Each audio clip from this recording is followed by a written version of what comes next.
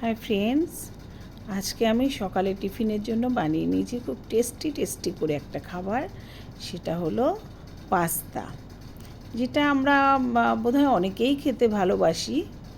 তাই সেই পাস্তাটা আজকে কীভাবে বানালাম তোমাদের দেখাবো। তা আমার YouTube channel Nandi blog and kitchen আর আমার প্রোফাইলে তোমাদের সবাইকে স্বাগত। তা পাস্তা রান্না করতে গেলে পাস্তাটাকে অবশ্যই আগে সেদ্ধ করে নিতে হয়। সেই জন্য আমি এখানে পাস্তাটাকে সেদ্ধ করে নিলাম প্রথমে। তারপরে কড়াইয়ের মধ্যে একটু তেল দিয়ে আমি অল্প করে একটু তেলের মধ্যে পেঁয়াজ দিয়ে দিলাম। দিয়ে এখন এর মধ্যে পেঁয়াজটাকে একটু আমি অল্প করে একটু ভেজে নেব।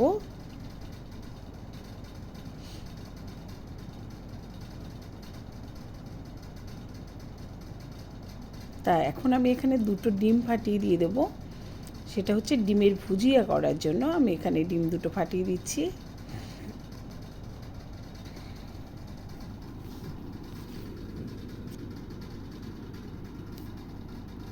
তো দিয়ে দিলাম একটু লবণ সামান্য করে।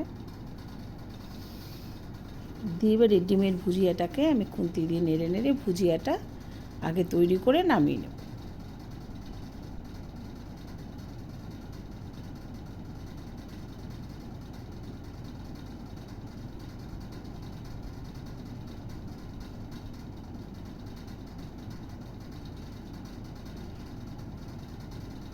এই যে এইভাবে কিন্তু আমি ভুজিয়াটাকে আগে প্রথমে করে নিলাম।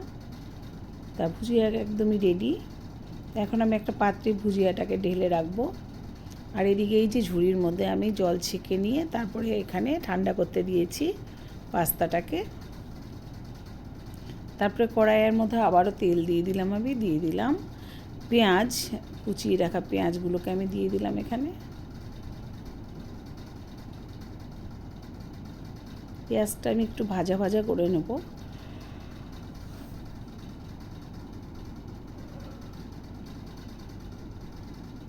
আর পেঁয়াজের মধ্যে আমি দিয়ে দিলাম সামান্য একটু লবণ।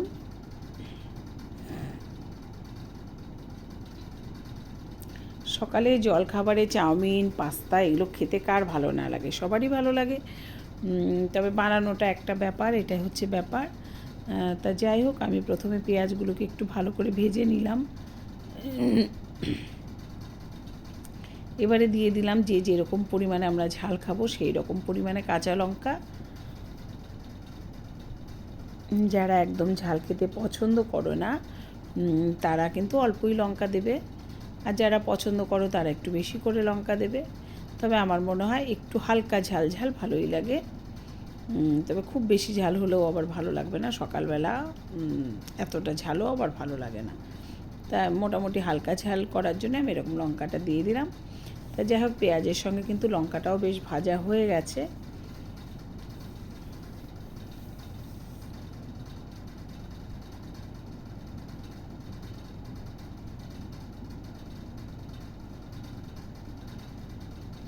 এবারে সেদ্ধ করা যে সেদ্ধ করা যে পাস্তাগুলো সেগুলো আমি কড়াইয়ের মধ্যে ঢেলে দিলাম। ঢেলে দিয়ে একটু নাড়াচাড়া করে নিলাম। আর এখানে আমি দিয়ে দিলাম স্বাদ মতো লবণটা দিয়ে আমি খুব ভালো করে নাড়াচাড়া করে আমি লবণটাকে সম্পূর্ণ পাস্তার মধ্যে মিশিয়ে নিলাম।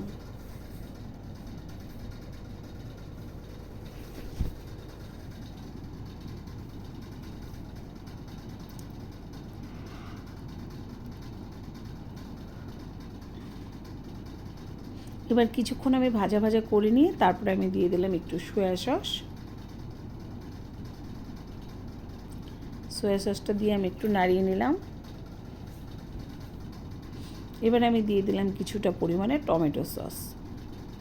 তবে সয়া সস, টমেটো সস দেওয়ার পরেই কিন্তু এই পাস্তার টেস্টটা একদমই আলাদা হয়ে যায় এবং যথেষ্ট খেতে ভালো লাগে। সেটা কিন্তু আমার মনে হয় সেটাই সস দেওয়ার ফলে টেস্টের পরিমাণটা একটু দ্বিগুণ হয়ে যায়। তো যাই হোক, দুটো সসই আমি দিয়ে দিয়েছি।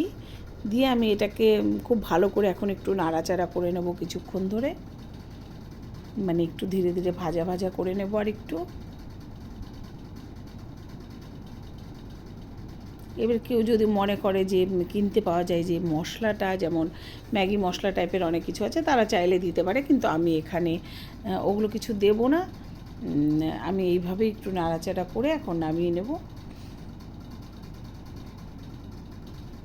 তো এবারে যে ডিমের ভুজিয়াগুলো ছিল করে রেখেছিলাম, সেই ভুজিয়াগুলো আমি পাস্তার মধ্যে দিয়ে দিলাম। দিয়ে আবারও কিন্তু আমি একইভাবে সেইভাবেই নাড়াচাড়া করে নিচ্ছি।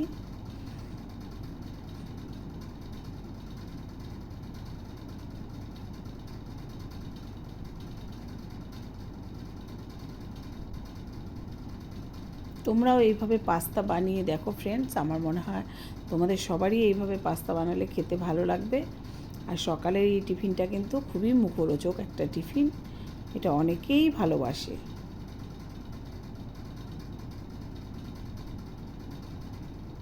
তো ডিমের ভুজিয়াটা দেওয়ার পরে কিন্তু আমি ভালোভাবে বেশ অনেকক্ষণ ধরে একটু নাড়াচাড়া করে পাস্তাগুলোকে ভেজে নিচ্ছি।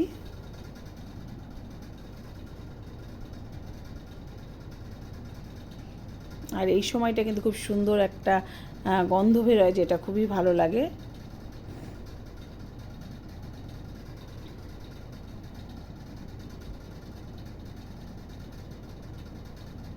তো যাই হোক, আমার পাস্তা কিন্তু একদম রেডি। তো এটা এখন আমি খাবার জন্য, পরিবেশনের জন্য আমি একটা প্লেটের মধ্যে ঢেলে নিয়েছি। তো ফ্রেন্ডস, আমি তো এইভাবে পাস্তা করলাম, তোমাদের কেমন লাগলো অবশ্যই ভিডিও দেখে কমেন্টস করে তোমরা জানাবে। আর অবশ্যই আমার এই ভিডিওটা তোমরা তোমাদের প্রিয়জনদের কাছে শেয়ার করবে। আর YouTube channel Nandi blog and kitchen থেকে যারা দেখবে তারা কিন্তু অবশ্যই চ্যানেলটাকে সাবস্ক্রাইব করে দেবে। টাটা।